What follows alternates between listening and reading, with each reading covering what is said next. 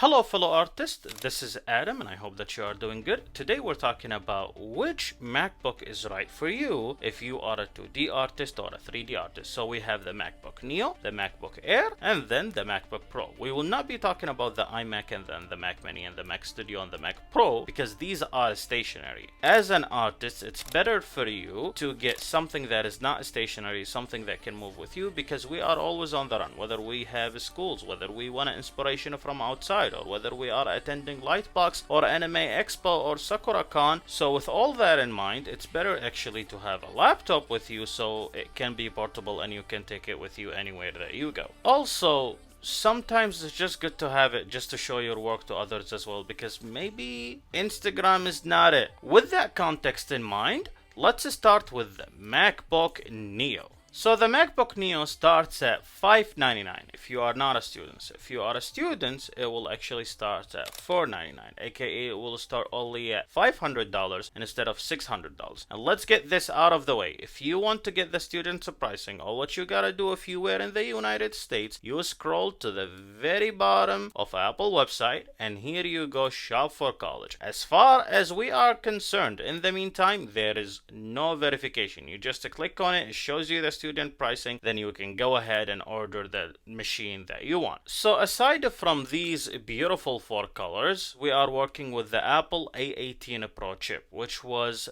the chip that was put into the phone of last year, aka the iPhone 16 Pro. It's a really powerful chip and it's equivalent to the accumulative performance of an M1, and then if we are talking about single core, then it's very similar to the performance of M2, which means it's actually really good. What you are getting is 60 gigabyte of memory bandwidth. That is not the best, but it's there. In terms of the GPU, you're getting 5 cores, and then in terms of the CPU, you are getting 6 cores with 2 performance cores and 4 efficiency cores. But what does that mean in the real world? Well, here what it means. You're getting 8 gigabyte of unified memory, which means that 8 gigabyte is shared between whatever you are doing graphically and what you are doing with your device. And think of the unified memory, or at least the RAM, as a sheet of paper. How many stuff on that sheet of paper can you draw before you run out of space? That's basically the 8 gigabyte you have. How many tabs of Google Chrome or Safari you can open? How many programs can you open at once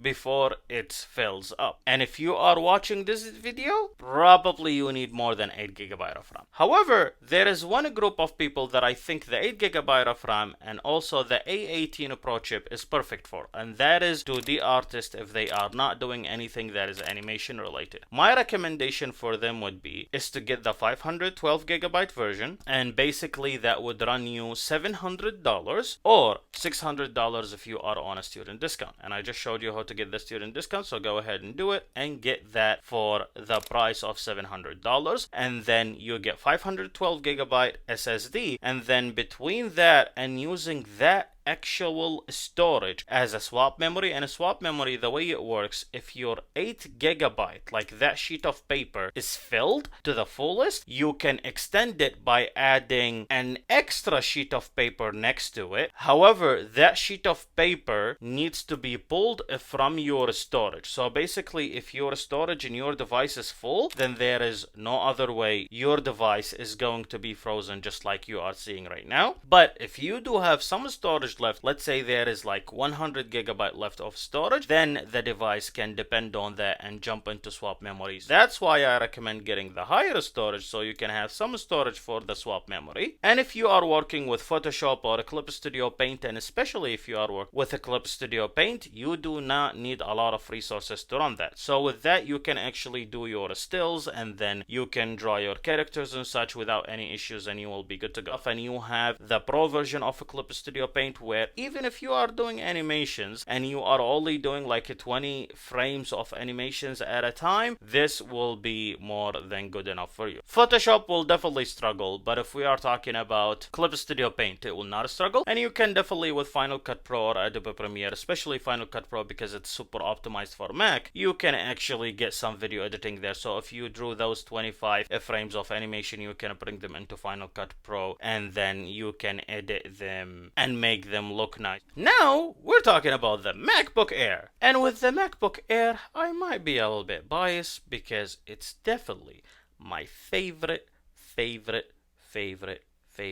device to ever be made from Apple. My very first MacBook that I actually really liked was the M1 MacBook Air. It was the rose gold color. Sadly, I do not own it anymore, and it breaks my heart that I do not have it, but it's definitely my favorite. So I do have a soft spot for the MacBook Air in a general sense. With that being said, with the student pricing, instead of getting that MacBook Air for $1,100, you get it for $1,000 only. In terms of the colors, we're looking at sky blue or silver or starlight or midnight. Midnight is definitely the best color among them all. It's very similar to indigo. And then after that, I would say starlight is the second. No, I would say sky blue is the second, then starlight is the third, and then silver is the fourth, because silver is just a plain color. MacBook Air have the Apple M5 chip. So with the Apple M5 chip, if you go with the very base model, you get 10 core of CPU and then 8 core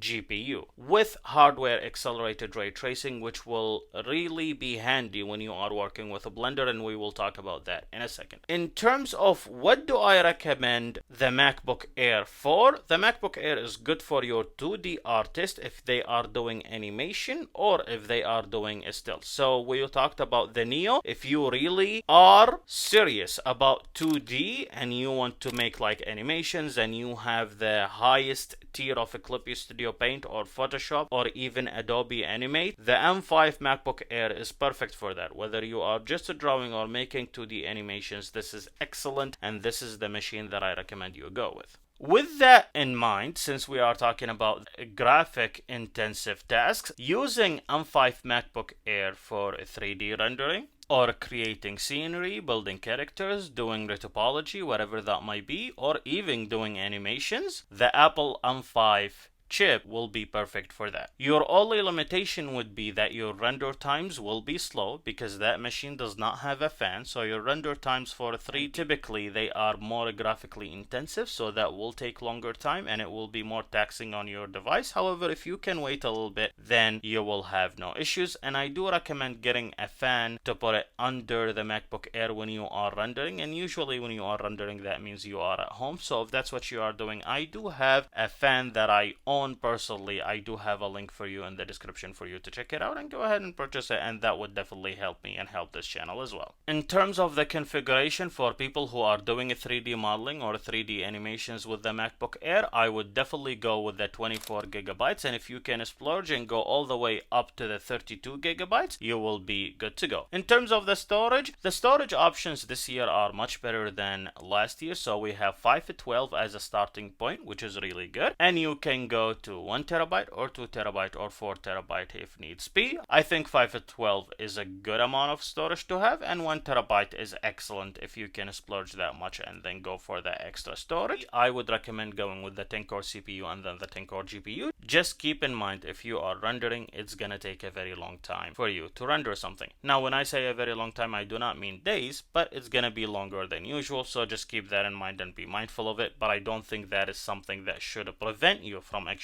finishing your work and delivering your work and going with the M5 MacBook Air. Because my choice of a device, me personally, if I have to pick among them all, I will pick the M5 MacBook Air with the 10 core CPU and then the 10 core GPU with 32 gigabytes of RAM, and probably I will get either 1 or 2 terabyte of storage. That will be the perfect device for everything that I do, and what I do is related to programming and also modeling. Lastly, in terms of the size, you do have the 15-inch and the 13-inch. It really depends on what do you want. Do you want something light or do you want something a little bit bigger? Now keep in mind, and I will say this, if you are getting the 15-inch, you will be getting a better airflow, so definitely the device would not be heated as much. However, heat is not a problem with the MacBook Airs. I have used the M1 MacBook Air, M2, M3, M4, and you can watch the videos on the channel. The heat is not an issue, so do not be worried about that. And speaking about the Macs, let's go to the MacBook Pro. So the MacBook Pro comes with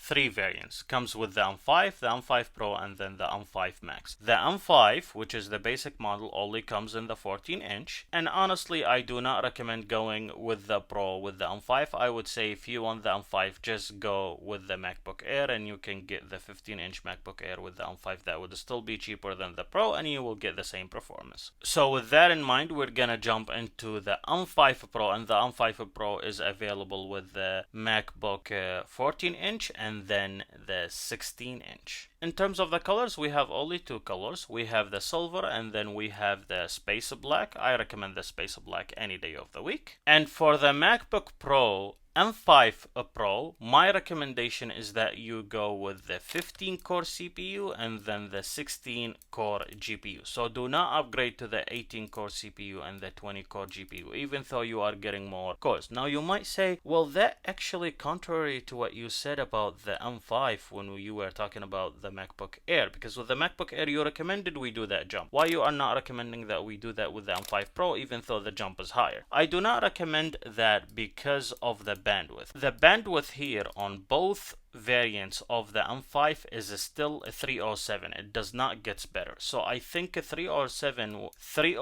gigabytes of bandwidth with 15-core CPU and then 16-core GPU is actually good, rather than having a 20-core GPU and then with 18-core CPU, because the bandwidth is still the same. Because if we go to that upper version and we are getting more bandwidth, that would be really good, but we are not getting more bandwidth, so save the money and then go with the 15-core CPU and then the 16-core GPU. In terms of the RAM, I do recommend minimum 24 gigabytes. However, if you are gonna go up, I recommend going up to the 48 gigabyte of unified memory, and that's gonna give you plenty of memory to work with. In terms of whom I would recommend the MacBook Pro with the M5 to, I would recommend it to people who are doing a 3D modeling or 3D animations in a general sense, and they want to have better render times. If you are a 2D artist, you can go with the M5 Pro, but I genuinely think it's an overkill and you do not need to go to it. The M5 Max, who do I recommend the M5 Max for? If you are making an animation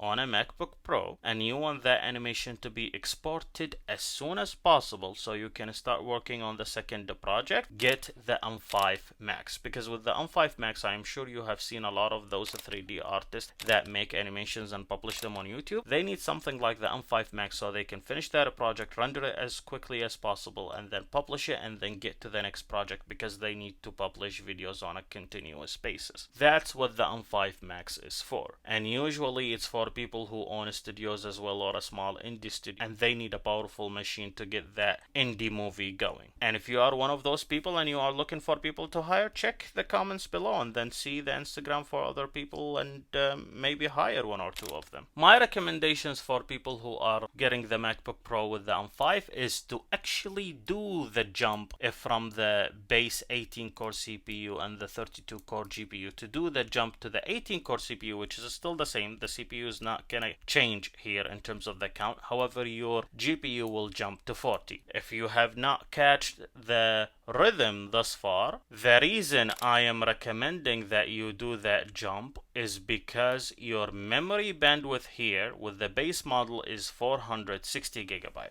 Yet when you upgrade, you get 614 memory bandwidth, which means you get an extra 200 plus gigabytes of memory bandwidth. That's why I think this jump is worth it versus just going with the base M5 Max chip where it only has 460. Now do not get me wrong, 460 memory bandwidth is amazing. However, what's more amazing is the 614, and it's not that pricey of a jump. It only costs about $200. Just do it and do that jump and get that better GPU with more memory bandwidth. If we actually go ahead and choose the M5 Max and then we go with the one that we want, we get a base RAM or unified memory of 48 gigabytes, which I think is really good. I genuinely don't think you should upgrade that, and you get 2 terabyte of storage as base as well. So that storage is more than enough. But if you want to go to the 64, it's only $180 extra. That's with the student discount, so you can simply click it, get the 64 gigabyte of RAM, and you will be good to go. But me knowing myself, I know I'm gonna end up ordering the 13-inch MacBook Air, the smallest one, as I always do, and just call it a day.